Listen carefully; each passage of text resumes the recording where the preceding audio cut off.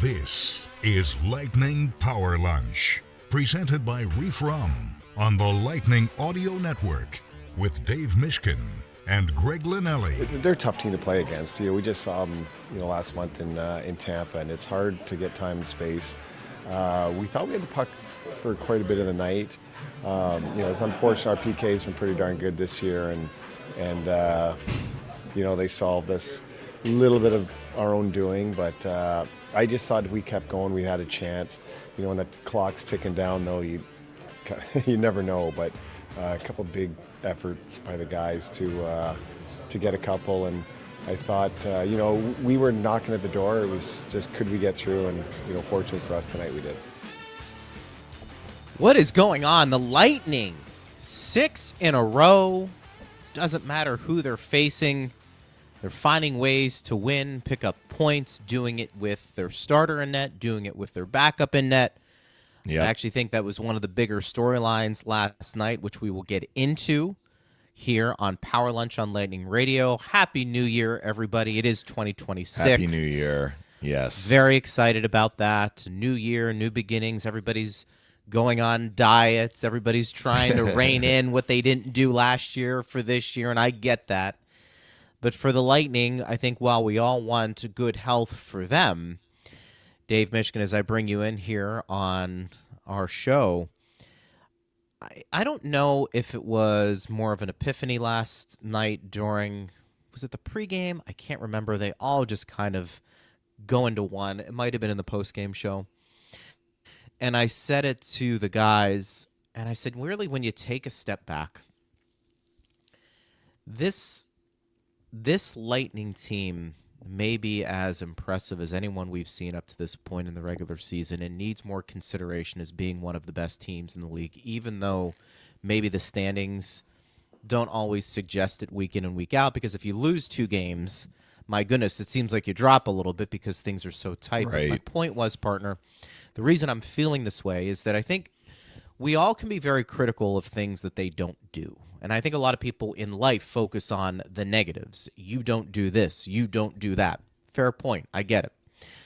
But I also think you do have to be rational and take a step back and say, despite the power play not being what it should be being for them, despite the face-off problems they've had for the whole year, and despite the injuries that they have dealt with, what other team can have this type of success basically midway through the season in a parity-driven league where this isn't supposed to happen?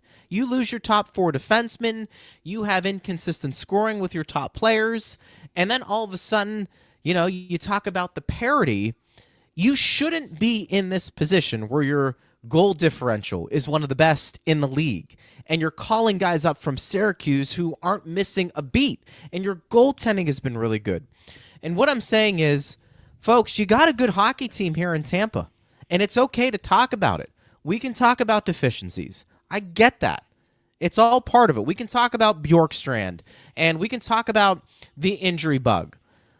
But maybe we should be talking about the Lightning are overcoming all of these, and at some point we need to acknowledge it and say, this is actually really impressive. And I'm not sure, Dave, many teams would be in this position. I just think we need to take a step back and acknowledge this has been a really fun year to cover and watch this team progress game in and game out. I think most Lightning fans, and I got my California cold 3 years in a row, but I will labor through. I think most Lightning fans do appreciate the way the Lightning have played this year, and to an extent exceeded, I shouldn't say exceeded expectations, at least in Lightning land, but I think exceeded expectations if you had told Lightning fans you're going to be without McDonough, you're going to be without Hedman, you're going to be without Chernak for a good portion of the year, Point's going to miss 7 games. If these Lightning fans had been made aware of all of these injuries that the Lightning were going to have at the start of the year, I think that there might have been some nervous fans. So they've been able to persevere. I think around the league, most people who cover the league are acknowledging that the Lightning are doing better than maybe a lot of people thought they were. Because let's not forget, the talk was, the Lightning's window is closing. And, I'm not sure if people thought the Lightning would miss the playoffs, but certainly I don't think many people thought the Lightning would be contending for a division title. There's this perception that the Lightning are an old team when in fact they're really not an old team. But I think just because they've been one of the top teams for so long, there is an idea that they are an older team. When in fact, if you're pulling out McDonough and Hedman, their average age drops down quite a bit, right? Those are the two oldest players on the team. So, and both those guys have been out of the lineup for a good portion of the year. So, I mean, the story this year is Colorado. That's the story. I mean, and deservedly so. They are the best team. They are on pace to set the wins record, the points record. So, I mean, they're going to take up a lot of the oxygen, and their top players are going to take up a lot of the oxygen in terms of like league-wide discussion. But I think the Lightning are getting their due. There are some other surprising teams. I mean, Montreal has done very well this year, and they continue to roll along, even though they give up lots of goals. They won 7-5 yesterday in Carolina. There are some other interesting storylines, including some teams that have been bottom dwellers that are elevating. I wouldn't call Montreal a bottom dweller. They made the playoffs last year. But, the team the Lightning are going to see tomorrow, San Jose, has improved. They are above Hockey 500. They have a sensational young star who made Team Canada, talking about Celebrini. Celebrini's numbers this year remind me of what Taylor Hall did for the Devils that year that Taylor Hall won the MVP award. Yeah. I think Celebrini has 60 points. The next closest guy is in the high 20s. I mean, he's got more than twice as many points as the next closest guy in the team. That's spectacular stuff. So I think there are a lot of interesting storylines around the NHL. The Lightning are just one of them. But I don't know that people are giving them short shrift. And really, the Lightning been able to do it, not just like bucking the trend with injuries, but also bucking the trend by doing so well on the road, which has been a problem area for them the last 3 years, honestly, in the regular season. They've not had a good road record in the regular season since 21-22. They have flipped that script this year. And that's been a big part of why they are where they are in the standings. But they're certainly not home free. I mean, it's still so tight, right? All these other teams are managing to get points as well. No doubt about it. Thaw345 says, what is the Iron Mish streak up to now? In terms of I games guess just not missed. Yeah, well, right. I mean, that's you put me in San Jose and I get sick. I don't know what. Actually, I got sick before San Jose. Yeah, a couple of years ago, I barely had a voice in San Jose, but I try and power through. You do. I mean, the Lightning scoring all these goals late last night probably didn't help me. But you're just gonna have to start saying yes. I sound like I'm on an all night bender, which I'm not. But no, that's what happens. You get the drainage into your throat, and your vocal cords are affected. But I can make a sound. If I can make a sound, I will call. You'll be out there. Basically, you will be out. I'll be out there. Look, sometimes even announcers, we're not at our best, but we fight through. No, and that's how you have to do it. By the way, congratulations to all the NHL players who were nominated. Yes, how about Pontus Holmberg getting to Team So is that Sweden? a surprise? Is that a surprise? I feel like maybe under the radar. It shouldn't. Is he have been taking a the surprise. backpack? Look, that is just an indication that these teams are built not just with like the most prolific scorers. You're not taking the most dynamic top 26 players. I don't know how many they bring. I guess I could look it up and see. Holmberg is going to fill a specific role for them, similar to what he does with the Lightning. But they see his value. I'm not sure he was on any kind of projected list at the start of the year, so that's a credit to the impression he's made this year. Well, of course, my campaign to have Jonas Johansson on that team yes, did not happen. However, I think that's a games played issue, honestly. I do too. Yeah. But he played a hell of a game yesterday, which we can get into. But Jake Gensel, Team USA. No shock there. Hedman. Yeah, Hedman and obviously Holmberg there, and we talked about Canada. Nobody from Finland, obviously.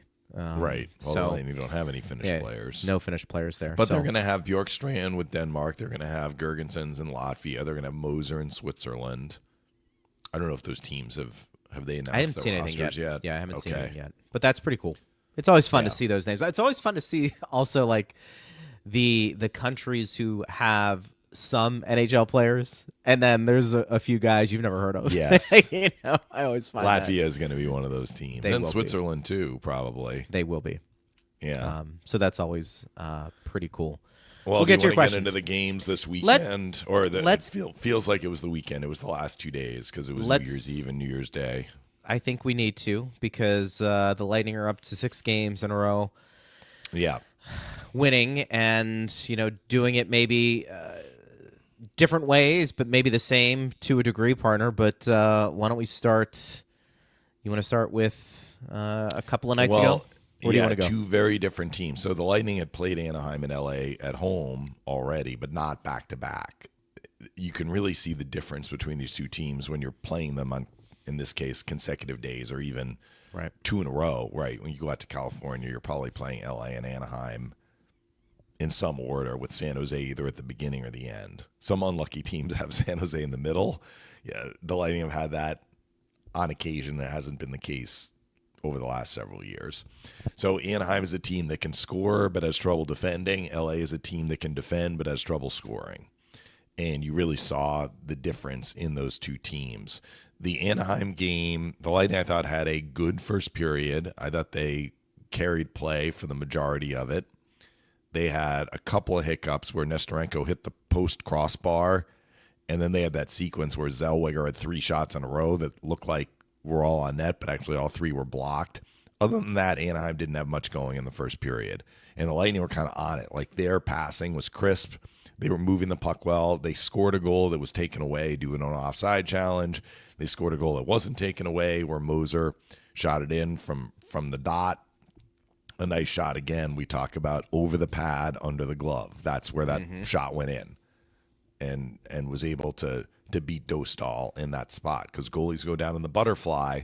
There is a space below the arm above the pad on either side. That's where Moser scored his goal. And, the Lightning might have gotten more than one. They didn't, but I thought that they had a fairly good first period.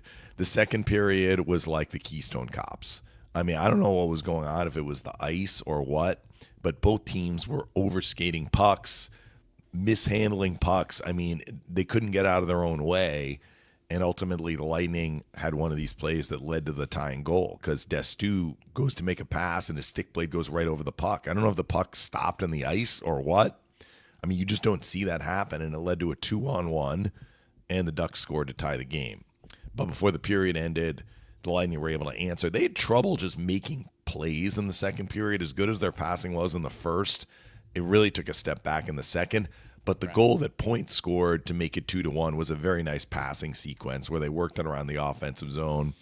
Kucherov wired it cross ice to Crozier, who was on the left side of the ice, righty shots, who had a good angle. And he took a one-timer, but it wasn't a big wind-up. He kind of snapped it. And Point had gotten body position in front and was able to redirect it in for 2-1.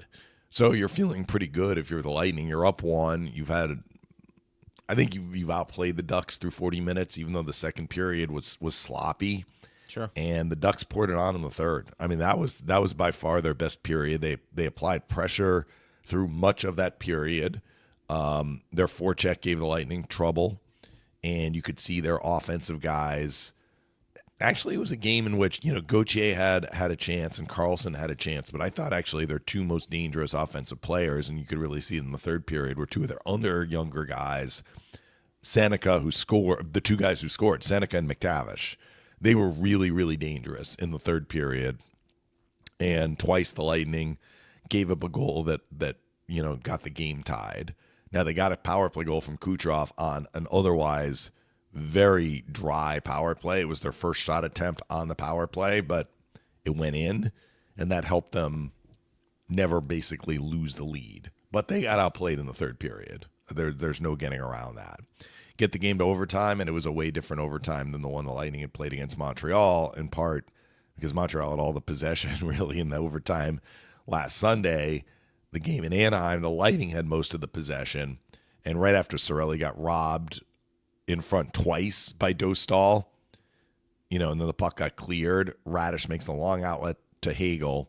Hagel makes a really nice play along the sideboards where he squeezes through 2 Ducks defenders, and then Jackson Lacombe, the third defender, is kind of out of position. And I think he slid to the ice to try and block the pass and was out of the play. So, in fact, the Lightning had 2 other guys open in front, and Radish was the one who went to the front of the net and redirected it in. So I would not say that it was like the cleanest win the Lightning have had this year, but they never trailed, and they did enough offensively to make sure that, the Ducks weren't able to catch them and overtake them, which I thought was important. And you'll take it. I mean, look, it's a road win against a pretty talented team that until the third period, you did a fairly good job holding in check, and you got the second point. So it was a nice way to ring out 2025 and get ready for 2026. That was the first game anyway. The second game was way, way different in terms of how it looked. Well, and just to piggyback, a couple of big picture things. Coop getting a win in his 1,000th career game. That was pretty neat. Yeah, that was neat. Hagel with 3 assists. Radish continues, his offensive production, which is fantastic. Vasi continues to win games in nets. Anytime I see Jansen Harkins score a goal, I kind of cringe a little bit just because he hasn't scored a lot. And I'm thinking, all right, this guy. He had an open net, a goal. Basically, though. I mean, did. The goal happened because the puck slid under Destu's stick or whatever. He did. And look, kudos to him. He's an NHL player. Of course, he knows how to do it. He just doesn't do it on a regular basis. But I just thought in general, I think to your point, anytime you go out west and it's maybe that first game, it can be a little challenging. But, the Lightning, I thought on the goal that made it 2-1, I remember just jotting a few things down. That play was made in part by Moser, not only offensively, but in the defensive zone. Big check that had that puck get loose, and the Lightning were able to go the other way. So we talk about, Moser being able to do some things. His plus-minus speaks for itself. He is playing some high-level hockey, and I thought that play in some ways illustrated his ability on both ends of the ice, too. That's a little bit underrated. But I liked everything about that game because, listen, Anaheim's a tricky team. They really are. They put a lot of pressure on you. They have a lot of talent. And I think for the most part, the Lightning being able to come away with 2 points in that game was nice. And Eric Chernak returned to the lineup too. So good to see him come back and now he gets into some rhythm. He needs to get into a rhythm. I mean, it's natural. He missed 17 games. So kind of getting back into the flow of things, it wasn't going to happen overnight, but for him to play in back-to-back days probably didn't hurt in that regard, like getting into the flow of things. So the LA Kings are an interesting team. There was a lot of chatter after the game yesterday that the Kings should fire Jim Hiller, who got hired a couple of years ago. And once he came in, I mean, the Kings really elevated. I mean, they had a very, very good year last year, and they probably should have beaten Edmonton in the first round. And I think some of this chatter is due to the fact that they've not been a good home team this year, which is polar opposite from where they were last year. Last year, they went 31-6-4 in LA. That's tremendous. This year, I think that last night was their 9th regulation loss already at home. So there's something like 5-9-4 or something like that at home. So the fans are seeing the team lose, but they've been a good road team because they're right there. I mean, I think they're maybe one slot out of the wild card spot. So watching this team now play a couple of games, the game in Tampa, they did rope-a-dope it. Like they just relied on defending because they were playing the second half of a back-to-back. Last night or yesterday, the roles were reversed. The Lightning were the ones playing the second half of a back-to-back, and the Kings were rested. And I thought the Kings did enough to score more than 3 goals, honestly. I mean, they have some guys that can make plays. And, Johansson made some good saves. He stopped Alex Laferriere on a breakaway. Fiala was dangerous. We know Kempe can score. I mean, they have some pretty skilled defensemen as well. Brant Clark's a good offensive defenseman. Doughty can rip the puck as well. So it's a little curious that they've struggled to score as much as they have. And some of it maybe is that they're just so focused on defending that they don't take any risks. And maybe there's more of a balance they can find there. But let me tell you, like when you fall behind to the LA Kings, it is tough sledding. And the Lightning spent most of the season series, the 2 games, trailing. And you could really see how good the Kings are defensively. Right. They just don't mess around. Like they're positionally sound and they protect the house, so it's hard to get inside on them. Sure. And when they get a puck in their own zone, it's getting out. Often they're flipping it out, but if they have a chance to pass it, like the passing out of the defensive zone is crisp and clean. And it just felt like, when the Lightning were trailing, and they were trailing 2-1 early, and then they were trailing 3-2 in the third, it was just hard for them to sustain any kind of offensive zone pressure, which is a credit. I mean, this is extremely high-level defending the Kings are showing. So, I mean, look, I'm the outside looking in. I think it would be a big mistake to fire the head coach because he's getting them to play the way that you really need to play to have success in the playoffs. Sure. That's championship level defending. But if you can't score, you're gonna have a lot of games that are like 2-1, right? And you might be on the wrong end of them. Last night was a little different. So how did the Lightning end up generating their goals? Well, the first goal they scored in the power play. And for all of the talk about the power play, like the power play is chipping in here a little bit. They only had one chance against Montreal last Sunday. But, it got them a big goal in Anaheim, even though I really didn't like the power play on that particular chance. They scored, and they had a really nice goal to open the game on the power play. They only had one other chance, and it came in the third period when they were down. But 1 for 2 is good, right? The penalty killing was the problem on special teams yesterday. So they got the first goal on a nice passing play, but at that point it was 0-0, and the Kings weren't in the lead. And then the Kings pressed. And Perry had a great game. Perry is the one who got his stick in the way of that Carlisle pass, which shouldn't have been attempted, but Perry was smart enough to read it and get his stick on it, and that slowed up the puck. And Malott, who'd been out of the lineup for 6 games, is back in, and he grabs it and rips it in. A great shot. So it's 1-1, and the Lightning take a penalty. And, I mean, the Kings, their power play lasted 30 seconds before they scored. They had numerous chances, even before Kuzmenko shot the rebound in. Right off the draw, Byfield goes in front. There was a backdoor play, Fiala to Perry, that almost went in. And then on the goal, Fiala again went to Perry. It, bounced off Johansson, hit Chernak. Johansson then kicks it out, and it got kicked out to Kuzmenko, and he shot it in. So, 6 minutes and change into the game, it's 2-1 LA. And I tell you what, Greg, it looked like the Kings would have been completely content to play the final, 53 and a half minutes and just keep the game 2-1. They're like, we're fine. We're up. We're going to settle into our play with a lead type mode, and we are going to frustrate the bejesus out of the Lightning. And that's really what we saw from much of the rest of the first through much of the second. Lightning got the 1-3-on-1, which was a rare mistake by the Kings, and Kemper made the save on Pontus Holmberg. That was late in the first. The Lightning, the second period shots were 7-2. It ended up in favor of the Lightning. Don't read too much into that. It was really what the Kings were doing in their own zone that was preventing the Lightning from generating much of anything. And so for the Lightning, goals 2, 3, and 4 all kind of had the same DNA to it. What happened on those 3 goals? The Lightning basically forced their way into the offensive end. In a couple of instances, in all 3 instances, the puck was behind the Kings' net. The goal that Cirelli scored, Kucherov took it behind the net. On the second goal, Point took it behind the net, but the play was a broken play behind the net.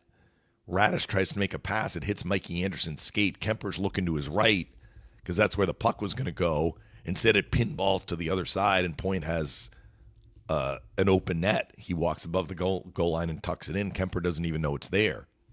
It was a lucky bounce, but it was an ugly goal, right? That's what it took. So you start the third period, and the Lightning try and make a pass off the rush. It was Gonsalves. He had a chance to shoot. He tries to make a pass, gets intercepted, comes back the other way. The Kings get a 2-on-1. That's what you can't do against LA. They are going to be patient and wait for you to make a fancy play, intercept it, and then counter. And fortunately for the Lightning, the pass for Kempe was over his stick. They held it in, though, and Radish takes a penalty.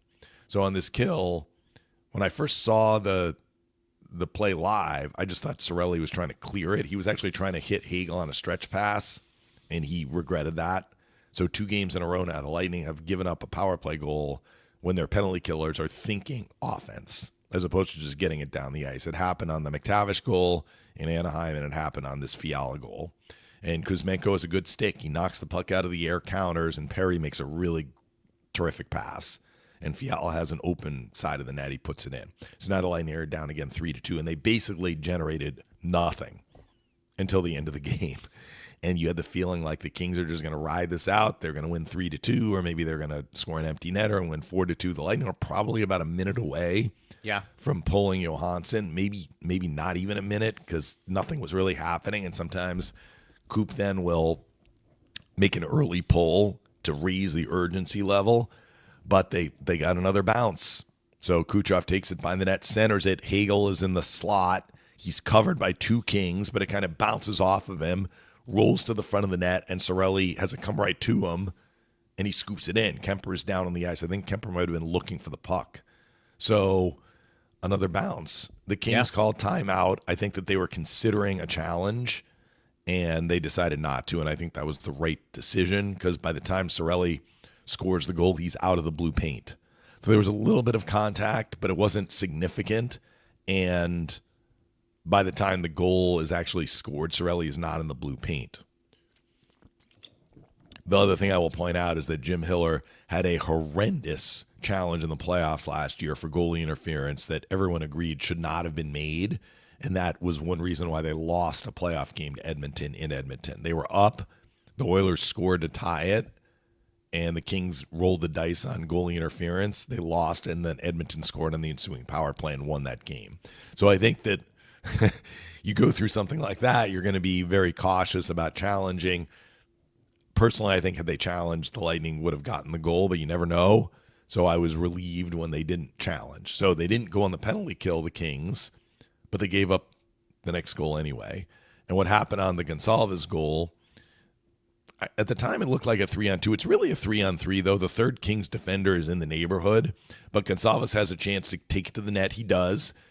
He takes a one-arm shot. Kemper makes the save, but can't really control the rebound, and it hits Gensel and comes behind the net. And I don't know if this is due to the fact that Kemper missed 6 games and hadn't played since mid-December. Yep. I mean, the point goal where he is thinking it's coming on one side, that's different. This one, he knows the puck is behind the net. He doesn't move over at all. He's still on the one side. And Gonçalves comes from behind the net. And at first I thought he chipped it in. It actually, I think, was a pass intended for Cirelli, but it hit off Joel Edmondson and went in the net. So another bounce for the Lightning, but they got a puck to the net and created some chaos. That was the key. And at that point, the Kings are like, are you kidding me? We've actually played really, really well in this game, and we didn't really make any mistakes, yet they got 3 bounces. The 2-2 goal was a good bounce for the Lightning. The 3-3 goal was a good bounce for the Lightning. And the 4-3 goal was a tremendous bounce for the Lightning, where it went off their defender. And the Kings didn't really have much of a push after that. So the Lightning got the empty netter. Kucherov was kind of cherry-picking a little bit, which worked out because when Radish shot it down the ice, there was no way it was going to be icing because Kucherov was out of the play and he had time to get it and put it into the open net. So I think when you look at like game simulations, if you're giving the Kings a 3-2 lead and you're going to play that game, as we often say, like 10 times, yeah, I think the Lightning come back to win it. Let's say they play that game 20 times. I think the Lightning come back to win it in regulation 1 maybe out of 20. Maybe they get the game tied in a couple of the other simulations. Most of the time, the Kings lock that thing down. They were undefeated, and they still are, 11-0 when leading after 2. Now, they weren't leading after 2, but basically they were because they got the goal early in the third. This is very, very rare to see the Kings lose a lead like that, but it's not like they made any major mistakes.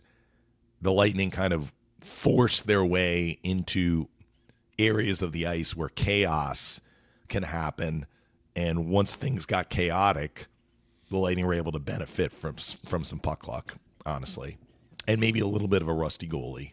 I think on the Gonçalves goal, Kemper should have reacted a little quicker to get over to the other post.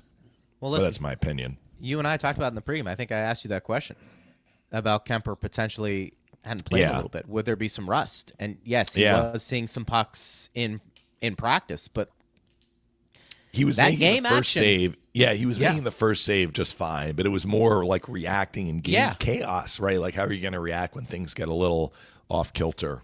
And that's fair. That's all part of the process. I loved the Cirelli and Gonçalves goals because it was just kind of hard work going to the net, wasn't it? You know, we see Cirelli just planted right in front, and we can get to him because we have some people asking questions about defending Cirelli and his choice in being included on Team Canada. I guess there's more of a controversy nationally than you would think. But, you know. Because there are so many qualified players, and you can't take everyone. I will point out, though, that some of these players that have not gotten an invitation may still get to go if we have injuries. They may get in for sure. But, you know, good for Gonçalves because he's producing now. And, man, it's easier said than done. His game's pretty – you're going to evaluate him, partner, very simply in the sense that if you're going to be in a top six, you've got to be noticeable in chipping in offensively. You just have to be. I don't that maybe that's fair, maybe that's unfair. I don't know. But in this era where we are, if you're playing with very skilled players, you got to make your presence felt. And he is. Yeah. And this is the Gage Gonçalves that had everybody excited the second half of last season. But those two goals in particular, the Cirelli and Gonçalves goals, I just liked how they came about because they were greasy goals. Yeah, which is really how you have to score against the Kings. You do, and you're right. I don't get the same effect with this Kings team that I used to when the Devils were suffocating teams and basically giving up 19 shots a game and only one goal. We're not there yet in today's game. I think it's tough to have that type of defensive acumen every game. But you do get a little uneasy when a team like the Kings get a lead. Yeah. Because you're like, they're going to lock it down. That's just the way they play. Yeah. I wanted to ask you about their coaching real quick before we get to some questions and anything else.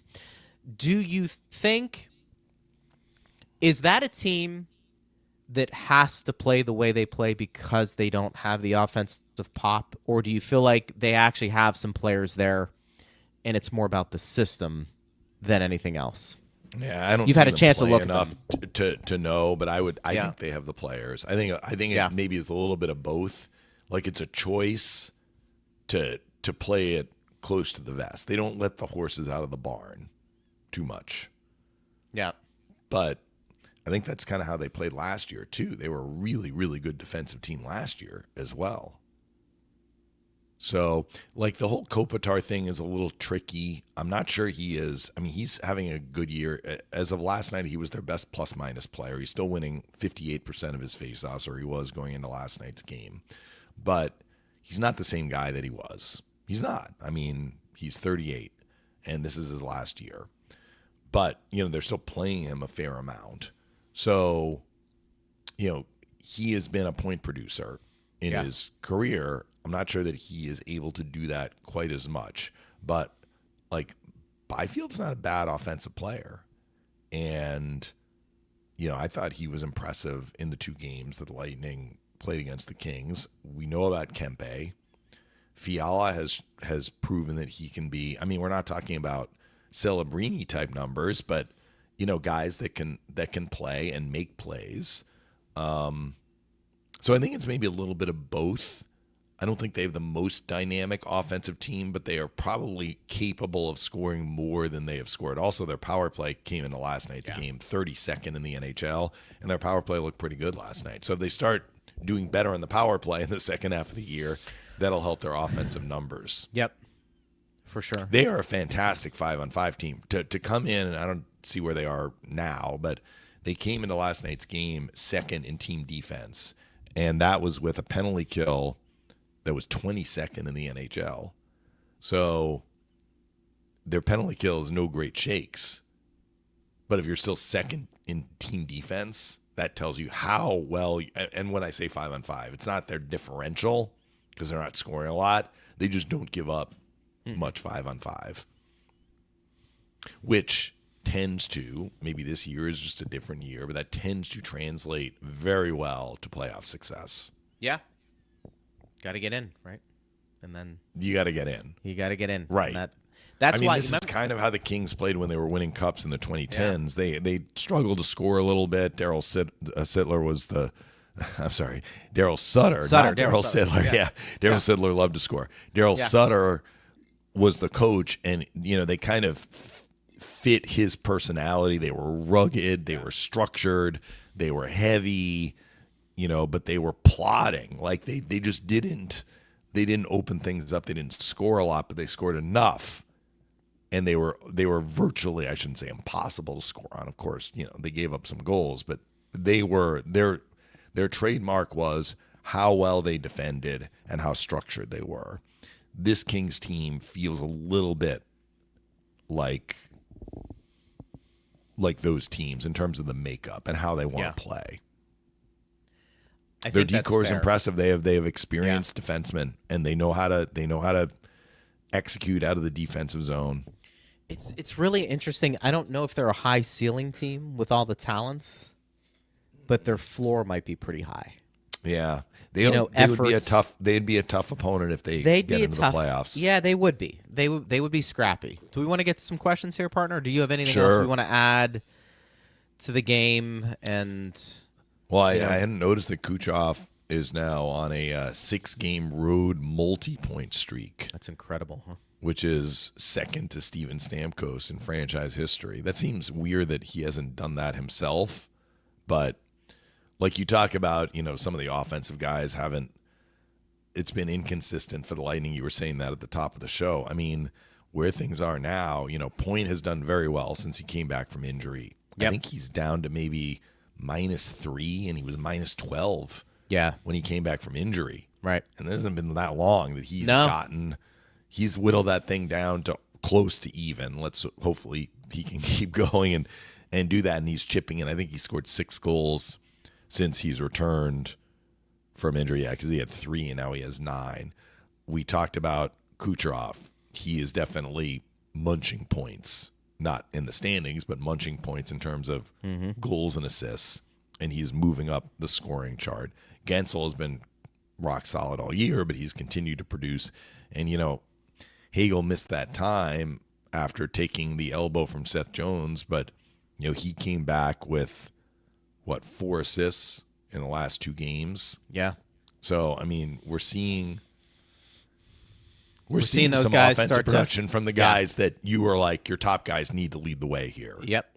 And the thing about it is, and think about it too, you're doing this because of injuries, of course, but Victor Hedman, no goals. Think about that. Right. It's almost like when Hedman comes back, if and when he's healthy and 100%, and if Point maintains his pace here to a degree, it's almost like you're picking up 2 new pieces of the trade deadline. Right? Because you had those inconsistencies with Point for whatever reason. Yeah. Petty was injured. If those guys start performing at their career norms, that's really like adding 2 players you really didn't see too much of earlier in the year, and that's a huge boost. Yeah, huge boost when you talk about this team. Let's see, just a bunch of Happy New Year's real quick here. Chris says, "Blessed New Year, Bolts Nation." He also says the Bolts are buzzing. Jim says, "Happy New Year, all. Great feeling getting 2 out of 3 so far in California." Remember we took that question before the road trip? Can the Lightning sweep it? And we were like, well, neither game has been a cakewalk. I mean, they've both been real struggles of games. Yeah. They are playing some good hockey. Jim also says, "Happy New Year. I'd love to spend some time on the Olympic rosters. Would love some articulate answer stats I can keyboard warrior to all the anti-Cirelli folks out there." I'm not a big analytic guy when it comes to that. Yeah. I think you hit the nail on the head. He is on the team in part, and I think you could probably say this for Hagel, although I think Hagel's a little bit more dynamic offensively, because of what they can do on the PK. Yeah, I mean that was together. That was out there. That was said by Armstrong for sure. But yeah, he did. I think that's a fair way to point out. If you want to dip into the analytics partner more and say, well, look, Cirelli scores 85% of his goals, 25 feet in or less, in and around the net. Okay, you can throw that around there, but let's not overthink this. He's obviously a good player. He's on this team in part because they didn't take the 12 best offensive players at the forward position. Yeah. They took guys who can do a lot of other things. It's not a fantasy team. Correct. Where you're just like picking up the players and they're going to get you points to beat an opponent on a certain week or whatever.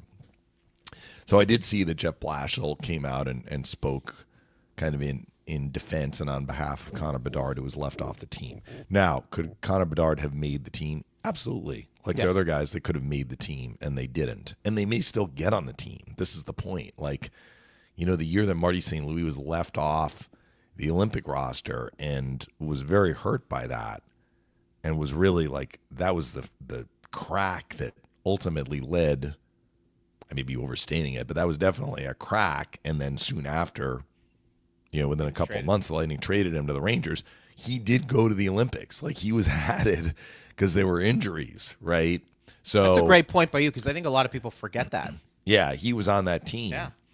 But it was being, like the snub, right? That you weren't picked. Yeah. And so the players that have not been picked and the people who are advocating for them are upset, right? This is also true with Adam Fox with the Rangers, who was left off Team USA. So some of these players may still end up going. I think for Cirelli, the benefit of having him and Hagel as probably your top two penalty kill forwards and the chemistry they have together is a very appealing aspect when you're building a team. And probably, if not for Hagel, got Cirelli on the team. I mean, I think that, Cirelli would have been in the conversation, but, Cirelli doesn't have as many goals as some of these other guys. We've talked, like, Cirelli's not winning faceoffs like some of these other guys. Cirelli doesn't have the assist totals of some of these other guys. But what Cirelli can bring is, first of all, he is a guy that has shown John Cooper how valuable he is in playoff hockey, and this is kind of like that because it's a short tournament, and he did very well for Canada and Four Nations. Now, there are players that did well for these other teams in Four Nations that are not on the Olympic rosters, particularly for USA and Canada. But Cirelli was an important part of that Four Nations team in what he brought, and the people who were around that team saw that and understand it. But a lot of times when you're building these teams for tournaments, you see forward lines consisting of two guys who know each other or have some familiarity with each other. And Cirelli and Hagel have incredible chemistry. So if you're building a team, that is extremely valuable to bring in two guys you know are going to jive. Because it's not fantasy hockey. You have to build chemistry and get players in sync quickly. Now, the benefit is that some of these players, many of them who played in the Four Nations, know each other. But I think that's what it comes down to. I'm not going to make an argument that that Cirelli was more deserving than Connor Bedard or more deserving than some of these other players. Like, those players are deserving too, but you only have so many spots, and it's not only about like who can score the most, right? So Cirelli will fill a role similar in a way to what we were just saying about Pontus Holmberg. Pontus Holmberg will fill a role for Sweden. It's not going to be to score a bunch of goals, but it's to provide checking.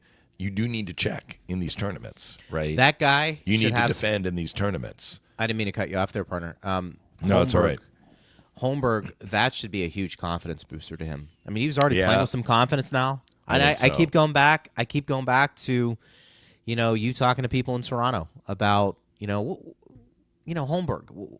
What happened? Well, they wanted him to produce more points. And that's what it was, though. Yeah. That's what it was. And but you're starting to see some pucks go in the net. Yeah, and maybe his game's starting to come around a little bit. And now he's getting chances. And let's face he had it, the chance against Kemper. Kemper made a good glove save on him. And he's got a nickname. And I think anytime you have a nickname, you're Yes. you're reeling a little bit, right? But I think, to be included among your nation's best players should give you some confidence, and maybe we see a better Holmberg here the rest of the year. And I'm going to go on a little bit of a soapbox here, just because Jeff Blashill opened the door. I mean, he went on a soapbox, so I'm gonna jump on the box with Jeff Blashill. So when Blashill was talking about Bedard, and so Blashill knows Coop, right? And I mean, Coop didn't pick the team, but Coop had input, I'm sure. And Blashill knows Julian Brisebois, who is part of the management team for Canada. So he prefaced all this by saying, look, it's a hard decision to pick players from this huge list, but he wanted to advocate for his guy, Connor Bedard. So what he said was, I'm hearing all this stuff that, like, Bedard isn't good enough defensively. And he's like, I watch him play, and like I think people around the league don't know how good he is defensively this year. He's like, I can't speak to other years. This year, he has been a very, very good all-around player for us. And he basically said, since he got hurt, look at our record. But where he went on a soapbox, he basically said, these analytics, he basically called hogwash on them. I mean, that's basically what, like the, whether it's the heat map or there are people that have made a living. Maybe they're making a living like they're living in a mansion, but they spend a lot of time and have developed a reputation and gained a following from doing these snapshot analytic posts about a player. It's almost like a baseball or hockey card where you're looking at the card and you're like, okay, this is what it's saying about this player, how dangerous offensively they are, how capable defensively they are, win above replacement, which is a big thing in baseball. And Blashill's like, I don't believe any of this, or at least I don't believe that it is telling the whole story. I don't want to put words in Blashill's mouth. And, that's kind of what I have been banging the drum on. It's like, analytics can help you understand, but they don't give you the whole picture. So bring this back to Cirelli. I think Cirelli's analytic card may not look as impressive as some other analytic cards for some players that are producing more points. If you are scoring goals, that's going to help your analytic card quite a bit. I'm calling it a card, but you know what I mean. It's like I do. Ranking of different qualities. And the game's just it doesn't translate exactly to that. It doesn't. That's something we've talked about a lot on this show. So it's a tool. It is part of understanding understanding how to assess a player, but part of the understanding has to be watching the player. And I can guarantee you, for the fan who was like anti-Cirelli, these people that are upset about Cirelli, how much have they actually watched Anthony Cirelli play this year? Sure. It's probably not much at all. I think are they actually sitting and watching Cirelli play like Doug Armstrong was watching Cirelli? Yeah. And leaning on Julian, who's watching every shift that Cirelli plays. Now, I think the average confess, fan... I'm not watching what these other players are doing shift in, shift out, and there's a bias that is baked into the cake here, because if you are a fan of a team and a player on that team was left off one of these rosters, you're ticked and you're looking at the Cirelli card and you're like, what is this? And it's like, well, have you watched Cirelli play? Have you watched him and Hagel kill penalties together? Have you seen how dangerous they are and how much they put the other team back on their heels? Sure. Have you watched him play at these high level competitions and see what he's brought to those teams? I mean, there are some people maybe who have, but not to the level that the management team did. And I can probably say with a fair amount of certainty, most of those people that were the anti-Cirelli keyboard warriors on the other side, they haven't watched him play.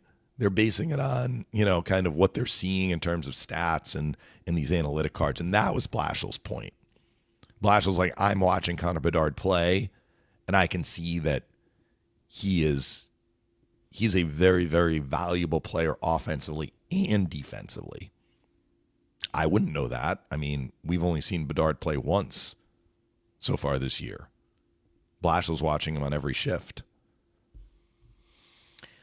I think a lot of people, you hit the nail on the head. It's more of the fantasy sport approach when you're looking at a lot of these rosters, and that's just not going to fly. I would also like to see, since the analytics have become a bigger part of the game, which players have gotten more of a pass because of their analytics, not necessarily their production. What do you mean a pass? In terms because of the maybe teams that they're playing for, they are watching more than they're not just looking at analytics. Like coaches are making decisions based on what they're seeing. I think there are players who, especially when they start signing contracts, and you're like, okay, what's behind this contract more, or maybe somebody who keeps getting multiple contracts because the analytics are greater than the production. Now, you may say the analytics lead to his production in a certain way. Whether it's, well, they're able to keep the puck in the offensive zone 25 seconds more than the average third line player. Whatever that. It'd be curious to see which guys are viewed more in that light than, the typical, the way we would see production, a lot of times, face-offs, 25 goals a year, 50 points. I'd be curious to see, because I'm sure the longer this plays out with the analytics, I'm sure there are players who are given more of a look today than they were 20 years ago in terms of what they can do that's not necessarily always showing up on the score sheet. And I'd be curious to see that play. In fact, the Lightning may have some players like that too. I don't know. It would be more. I'd be very interested in that, just more as an exercise. Let me get to this. The other thing that I will point out that I heard, and I don't know how Lightning fans are going to react to this, like, outside of the Lightning land, there's a lot of commentary about how Cooper was the coach, so that's why Cirelli was brought on. It's like, that probably had something to do with it. That's okay. I mean, that's now Sullivan did not take Adam Fox, right? So I mean, it's not always like a direct line, but if it's a coin toss, you may go with who the coach wants. The coach is behind the bench; he's in the trenches. If John Cooper is picked as the head coach of Team Canada, Cooper is going to have some say about his comfort level with the players on the bench in front of him. I can't remember which Olympic year it was, but it was very similar to this, and I think I've told the story here on the air, is when Chris Kunitz was selected to play with Crosby. Right, and that's what I was talking about with two forwards that have familiarity with. Now, that's Crosby exactly could play with anyone. Correct. But there was this, Kunitz can do a lot of things, but he's really good with Crosby, make Crosby comfortable, and let that play out. So, pretty interesting. Let me get to this read, partner, and then we'll take a couple more questions. Tonight, enjoy some Refrum. Smooth, versatile, and now pouring at Benchmark International Arena. Order a Tropical Wave or a Lightning Mule and taste why fans are switching. Refrum is a premium craft Florida local rum built on authenticity, quality, and easy drinkability. Ask for Refrum by name. Go Bolts and enjoy responsibly. All right, a couple more questions here before we do sign off. This one comes from Alan. The Lightning are playing at a championship level. I admit when I was wrong. Greg, you were right about points. My concerns were very premature. If he continues playing like he has recently, the NHL, watch out. You don't have to apologize. I mean, look, we all make comments that sometimes aren't accurate. I do it every day. Braden point, there was just too much of a track record, I think, to say this is going to be a year-long slump, although it does happen from time to time. But it is what it is. Thomas says, Dave has been partying like Pat Maroon winning a Stanley Cup, it sounds like. I'm really a homebody. I've been very unlucky with the illness. Now, the kids were home for Christmas, so I don't know. But although I think I may have caught this on the road, who knows? It comes with the territory. E4 no, says, I did not precipitate this by staying out all night on New Year's Eve. You didn't. You're not that guy, partner. E4 says, Dave, for the Stadium Series, have you thought about inviting Bucks radio broadcaster Gene Deckerhardt to his to this? But yours to the radio booth to help with what? So it sounds like, do you invite him? You want to have him come up to the radio booth? I don't know if you're doing play-by-play. I'm not sure if Gene Deckerhoff would want to be. I would not drop that in his lap. That is, but I think having him on to call play-by-play, that might be fun. I think that'd be kind of cool. That's a good idea for Steve to bring in. And congratulations to Gene, as this is going to be his final year. Hopefully, the Bucks are able to get into the playoffs. we'll see that tomorrow isn't going to be his final game. I agree. EJ also says 37 years, Steve has said. That's a long time. Yeah. What do you guys think is going on with the power play? For years, we've been a top power play team. What do you think we need to do? Obviously, counteracted with our PK being top 5. Look, the elephant in the room is the fact. We've addressed this a lot on the show, but go ahead. You took a Hall of Famer off of the first unit, and I know that wasn't the case last year. And congratulations to Stamkos for hitting 600 sure. goals. That's just a hard guy to replace. That doesn't mean you can't replace it. You're just going to have to find it in other ways. That takes some adjusting. There are various ways that we have talked about improving the power play. I do think getting more pucks to the net from the point would help, although I fully acknowledge it is easier said than done. Face-offs, no doubt, winning those consistently would help because you're not having to go back and retrieve the puck and spend 30, 40 seconds, and even getting the puck in has been sometimes a challenge. Yes, but I think the other part, too, is, look, if Braden Point starts to get on a heater here, you're going to see those power play points increase, and those percentages, I think, go up. But that's, those are just a few things. Local says Gonçalves has completely turned his season around, playing with Point and Cooch. I think he's done being a healthy scratch. Well, I think being healthy scratched, whatever message they wanted to send, it was received. Yeah.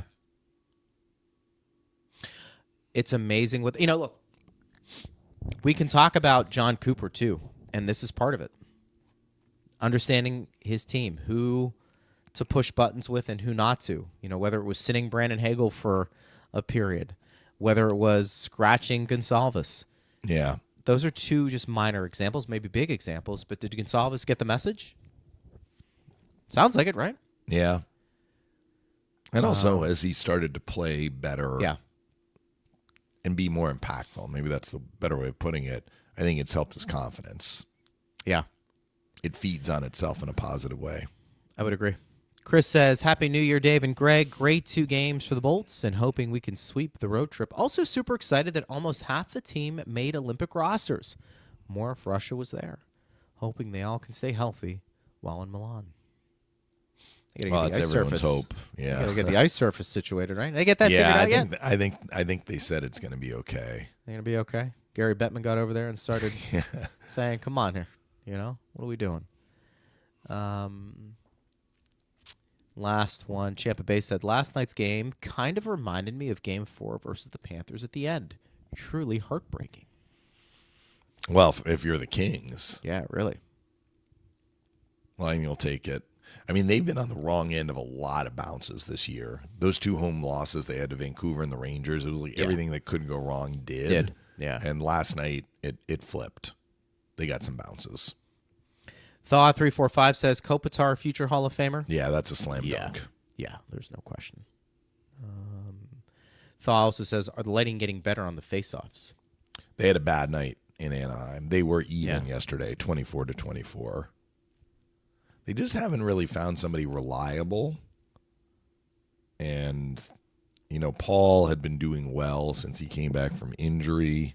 Yeah. What was he yesterday? He only took 2, 1-1. They actually had James taking a lot. James was 5-0 after 2 periods, but he finished 5-4. So, I mean, they don't have that money guy that they can just be like, we need this face-off.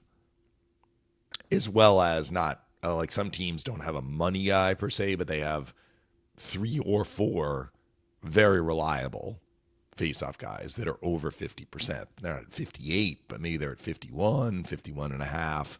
I mean, the Lightning, basically all their face-off guys other than Nick Paul are under 50.